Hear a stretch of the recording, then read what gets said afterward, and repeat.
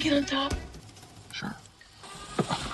Seorang pria bernama Jim terjebak semalaman pada supermarket tempat ia bekerja, dan hal itu pastinya membuat ia sangat stres seorang diri di dalam ruangan luas tanpa siapapun di sana. Jim terus mencari cara untuk meredam rasa bosannya, mulai dari ngemil, membersihkan ruangan, main sepatu roda, sampai Jim mulai menyadari jika ternyata ia tidak sendirian di sana. Terdapat seorang wanita sangat cantik, aduhai pula. Entah bagaimana ia juga bisa terjebak di dalam supermarket itu bersama Jim.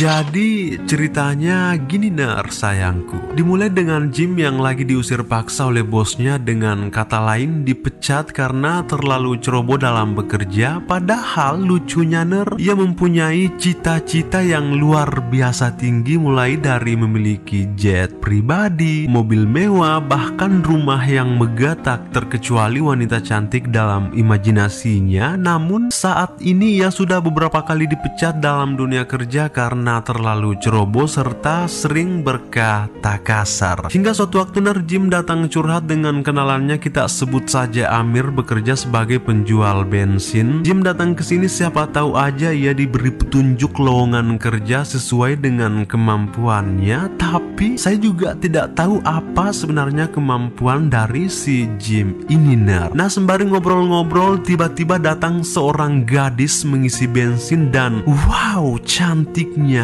kelewatan membuat Jim jadi so keren. How you doing?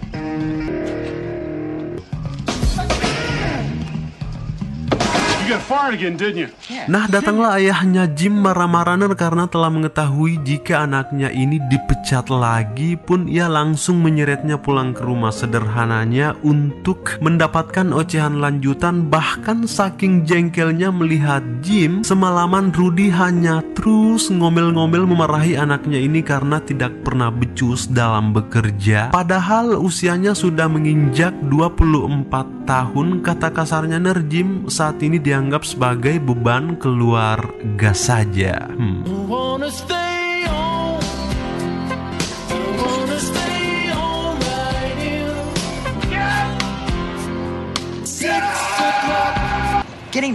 Tiba keesokan paginya Rudy telah membawa paksa Jim untuk berangkat melamar pekerjaan lagi pada sebuah supermarket menggunakan mobil molen, karena ayah si Jim ini bekerja sebagai supir semen lokal. Nah, ketika telah sampai di supermarket itu, Jim melihatnya malah sama sekali tidak berminat untuk bekerja di sana. Tapi ya, karena ayah Jim terus marah-marah, terpaksa Jim turun untuk mencoba melamar pekerjaan di dalam sana. Siapa tahu aja diterima.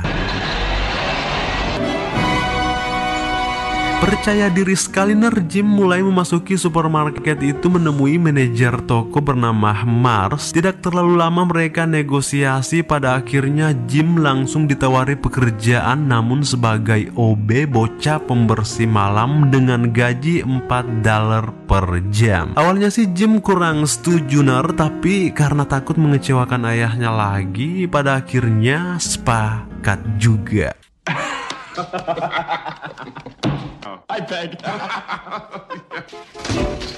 Nah, di hari pertama Jim bekerja keren sekali. Ia dijemput ala bos-bos besar menggunakan mobil mewah pada zamannya. Melihat itu, ayah serta ibu Jim hanya bisa pelanga-pelongo serta sedikit senyum bangga, karena mungkin mengira jika anaknya si Jim ini mendapatkan posisi tinggi di tempat ia bekerja.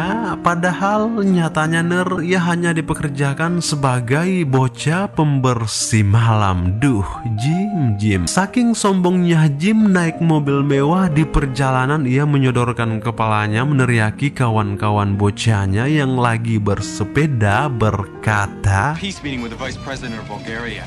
Business, you know? Remember to brush your teeth, Melvin! Jim is so cool.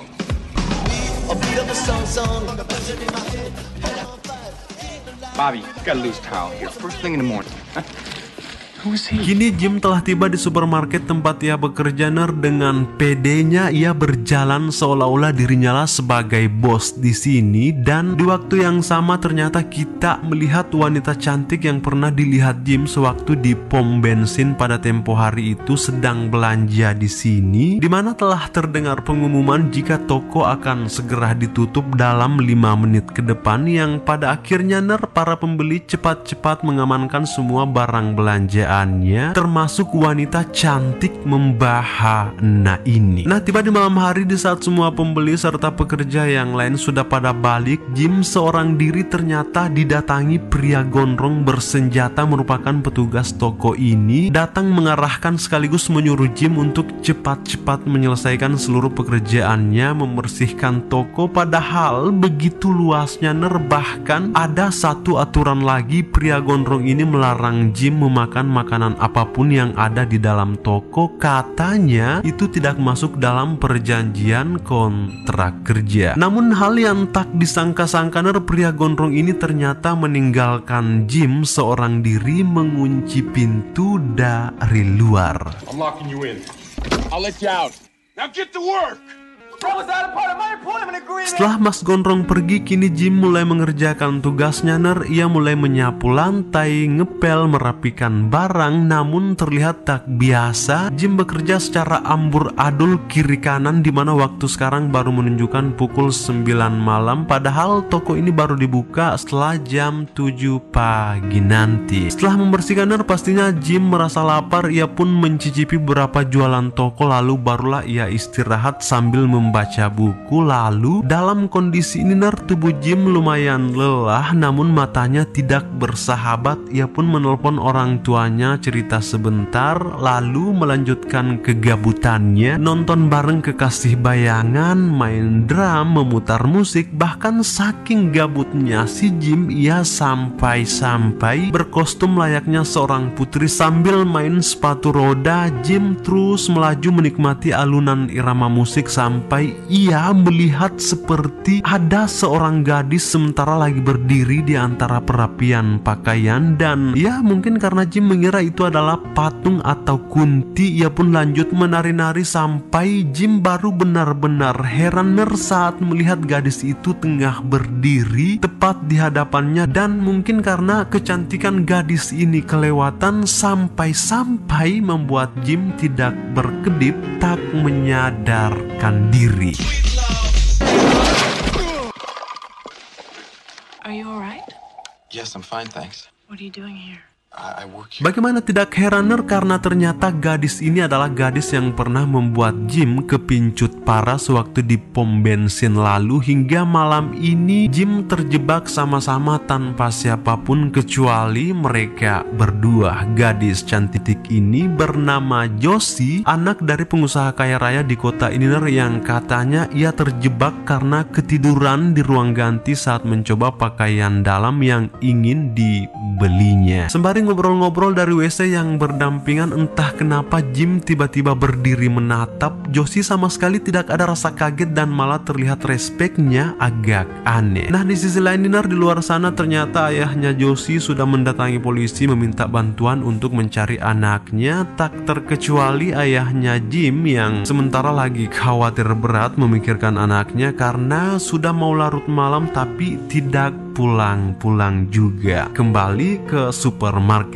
karena Jim mengetahui jika Josie pasti sudah lapar. Dengan seenaknya Jim langsung mengajak Josie memilih apa saja makanan favoritnya. Lalu setelahnya pun kini mereka makan malam berdua, ngobrol-ngobrol, saling kenal lebih dekat, dimana Jim sedikit memperlihatkan sisi romantis dirinya yang membuat Josie terlihat mulai merasa penasaran terhadap sosok Jim maksudnya lalu entah kenapa Josie diam-diam mulai membuka kancingan bajunya, atau mungkin ia lagi gerah ataukah ada maksud lain, entahlah Lagian Jim juga tidak menyadari hal itu dan malah asik makan sambil cerita. Tapi tingkah Josie malah tambah aneh, mulai dari respon tubuhnya, tatapannya ke Jim, dan hal itu membuat Jim agak merasa bagaimana, tapi ya tetap acuh tak acuh mungkin pikiran Jim di sini Ner, bagaimanapun bentuk dari godaan itu kita harus melawannya ya Ner ya. Nah setelah makan mereka melanjutkan obrolan sambil Jim menikmati sebatang cerutunya. Di tengah-tengah percakapan mereka Ner, ini sama-sama menyadari jika dulu mereka ternyata satu sekolah, dan hal itulah membuat percakapan mereka jadi lebih panjang, membuat mereka lebih akrab di sini. Bahkan Ner, Jim baru cerita jika dirinya sebenarnya pernah memimpikan Josie, di mana di dalam mimpi itu mereka sedang dansa bareng diiringi musik-musik romantik. Namun kata Jim, klimaksnya belum dapat, tapi ia keburu bangun dalam mimpinya. Di samping semua itu Ner, mereka juga saling menceritakan latar belakang masing-masing, di mana Jim berkata jika dari dulu ia merasa hidupnya selalu saja suram, keberuntungan tidak selalu berpihak padanya, namun ia selalu berusaha terlihat baik-baik saja dan selalu semangat menjalaninya. Tak lama Josie juga cerita jika dirinya memang terlahir dari keluarga kaya, tinggal di rumah mewah dengan segala fasilitas, tapi ia sama sekali tidak menemukan kebahagiaan di dalamnya. Jadi semesta memang selalu berlaku adil ya Ner ya. She's so beautiful. And I'm the town liar. Nah dalam momen ini Ner, sepertinya sudah tercipta perasaan cinta tumbuh dalam semalam saja, buah dari obrolan-obrolan mereka, di mana Josie mulai mengutarakan perasaannya melalui mikrofon toko jika mulai saat ini ia ingin mengajak Jim untuk ke jenjang yang lebih serius. Bahkan dalam kesempatan ini Ner, Josie tak segan-segan memancing Jim untuk menjagu Ners. Cocktails in the rumpus room and then do it on the bunk bed? Let's analyze that remark. You know what I mean? Yeah, I know what you mean. Tapinya Jim kembali acuh tak acuh merespon itu semua Ner, karena katanya ia tidak mau melakukan hal tersebut jika tidak pada ruang dan waktu yang tepat sekaligus bermakna dalam rangka sudah suami istri. Betul sekali Jim. Tapinya Josie terus merayu Jim, bahkan ia sampai-sampai ingin mengajak Jim untuk kabur bersama ke luar negeri, dan tentunya Jim terkejut mendengar hal itu Ner. Bahkan Jim mengira jika Josie di sini pasti lagi mabuk, tapi faktanya Because I don't want to be alone. ternyata Ner, salah satu alasan Josie ingin kabur bersama Jim karena ia ingin lepas dari keluarganya yang selalu membuatnya meneteskan air mata di tengah malam, tidak mendapatkan kasih sayang serta keharmonisan di dalamnya meski ia terlahir dari keluarga kaya raya. Nah di sisi lain Ner, ayah Josie dengan pak polisi terus keliling mencari anaknya, sedang ayahnya Jim sudah hampir menghabiskan seluruh isi kulkas menunggu Jim pulang. Lalu dari sini kita juga bisa belajar Ner, jika sekeras-kerasnya seorang ayah terhadap anaknya, tapi rasa sayangnya itu pasti jauh lebih besar sebenarnya. Kembali ke supermarket Ner, di mana Josie terus merayu Jim agar mau kabur bersama ke luar negeri setelah berhasil keluar dari sini. Namun Jim tetap menolak karena ia tidak mau keluar negeri tanpa tujuan yang jelas, buang-buang waktu katanya Ner. Sampai akhirnya Josie berhasil meyakinkan Jim dengan sebuah alasan yang utuh hingga Jim benar-benar mau kabur bareng Josie. I'll go with you. Really? Yeah. We have to get a car. I have money. Let's get through the night first. Okay.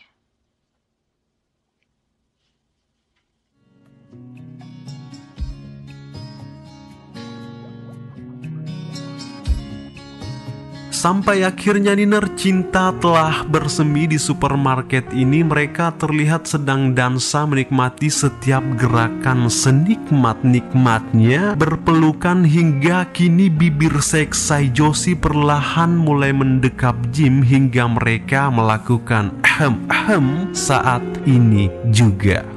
Sementara di luar Ner, ternyata ada polisi yang mampir karena melihat lampu toko sedang nyala, padahal Jim serta Josie sementara lagi negosiasi siap-siap nanam jagung di dalam tenda.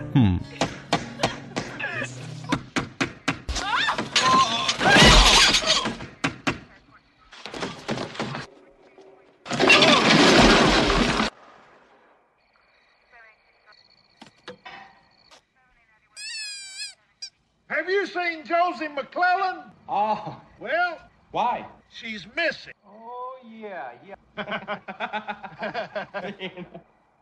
Ketika polisi itu telah pergi, Jim serta Josie lanjut main sepatu roda. Terlihat begitu bahagianya mereka keliling-keliling di sela-sela jualan. Dan wow, semongkomu itu loh Josie, sangat-sangat menggetarkan. Iya Neria. Entah bagaimana caranya kedua pencuri ini bisa memasuki toko ini, yang jelas sekarang mereka berdua lagi menjalankan aksinya.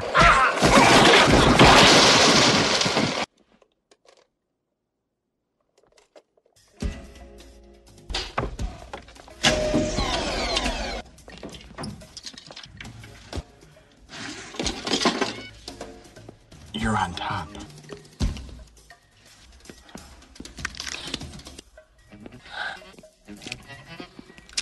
Evening. Nice. Who are you? You want to know? I'm a missing person. Too late, don't you? Great! Them guns are loaded. Our Lord. Now, let's go now. Wait a minute. These are hardened criminals. Don't be an ass. Shall we?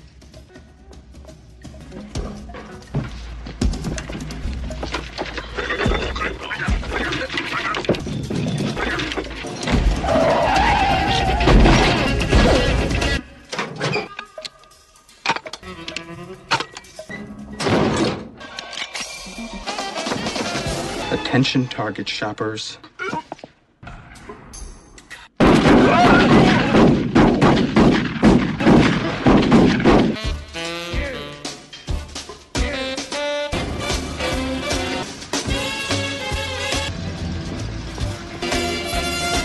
He is so cool.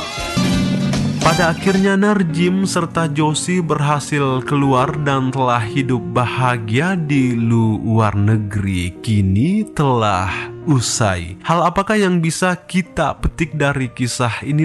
Tulis di kolom komentar ya. Jangan lupa juga selipkan sajak mutiara menurut versi kalian. Selamat bersua kembali.